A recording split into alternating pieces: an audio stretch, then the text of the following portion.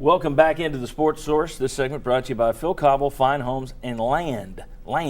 This week, Phil's got some beautiful land and a tucked away wooded home to show you.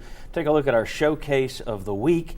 Located on Melton Hill Lake, there's a home, a hobby building, 2 tracts of lakefront land, both deep water on the main channel. There's an 1,800-foot driveway down to the lakefront. Just a great getaway, a great reward for you and your family, and a lifetime of good living.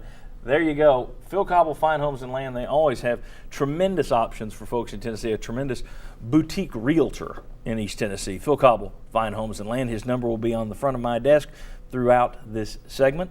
Right now, let's take a look over at the YP board, and you'll see Chuck Cavaleris. Chuck, we will be ranking as a group the SEC West coaches, and number one's just gone ahead and put it over there. Everybody agrees Nick Saban is the best in the West, correct? Yes. All right, no debate there. Now, you get the rest of the West here. Brett Bielema, Hugh Freeze, Gus Malzahn, Les Miles, Dan Mullen, Kevin Sumlin. It's amazing how many 40-year-olds there are. It's a very young coaching league right now. Who's number 2? I mean, you go with track record with a Les Miles, or do you go up and coming with a Gus Malzahn, very short track record? What do you do? I think you got to go with the track record with Les Miles. I just don't see any other way that you can put him at number 2. The man's got a couple of national championships. They haven't been bad. So I think you got to go with Les Miles. He's got one. One national championship. I was counting LSU. And he's done well at 2 schools. With Oklahoma State and LSU? Okay. You agree? Oh, yes, yeah, definitely the national championship on the resume. And how we talk about how does he win these games, but yet he continues to win games. Now, let me ask you. We got Kevin Sumlin, who's had success at Houston and Texas A&M, just 2 years at Texas A&M. We got Gus Malzahn. He's been great as an offensive coordinator everywhere he's gone, but in terms of a head coach, it's a short track record. You got Brett Bielema, who looked terrible last year at Arkansas, but had a tremendous run at Wisconsin where Barry Alvarez had built it. Who's next? Who's number 3 in the West? I'm going to go Gus Malzahn.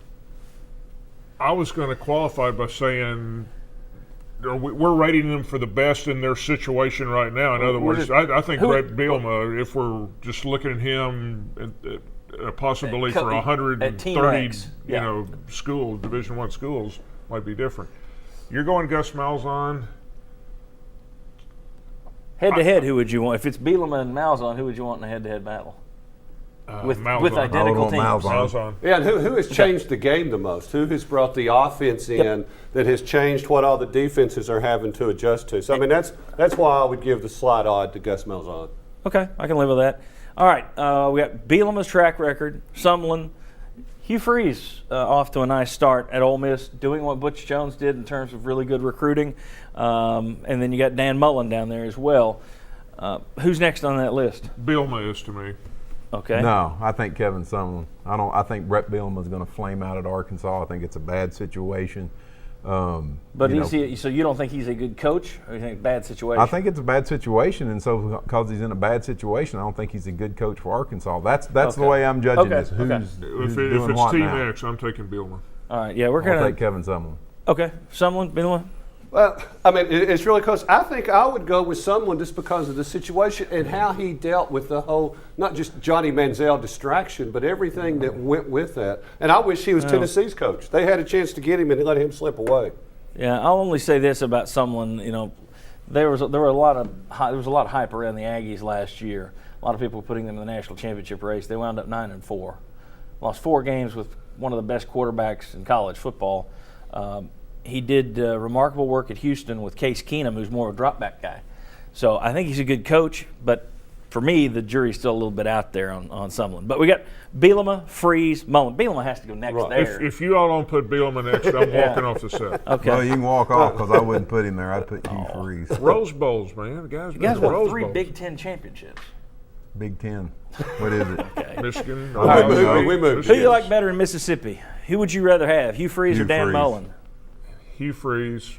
He recruits better, and I mean, there's similar situations in Hugh Freeze. I mean, you've got a short book on Hugh Freeze. I mean, right now you don't really know. He was coaching in high school less than a decade ago. Yeah, Much so like Gus I think there's a long way to go, but I would have him ahead of Brent Bielema.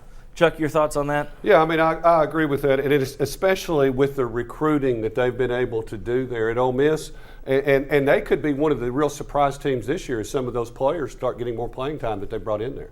What's interesting is we've ranked it almost exactly by age.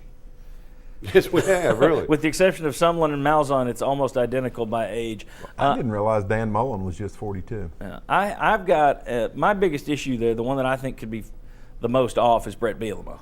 I agree with Mike Strange. I mean, he walked into a bad situation at Arkansas. I've asked on MrSEC.com for more than a year now, is he a bad fit for the SEC? I think he could be, but I think if you put him at Team X, he's probably a pretty good coach. So I might move him up, but the big X there is Gus Malzahn. Chuck, you said who's changed the game, but how long is he going to be able to continue to do this? Is he Chip Kelly, who's just going to have a nice, successful run at Oregon for a while, or is this just... Well, probably as long as he's got a quarterback that can do that system, you know. And as long as that quarterback's not getting cited for weed, as happened with Nick Marshall this week. All right, when we come back, how do you rank the coaches in the SEC East? Be thinking about that. The East Division next on the Sports Source.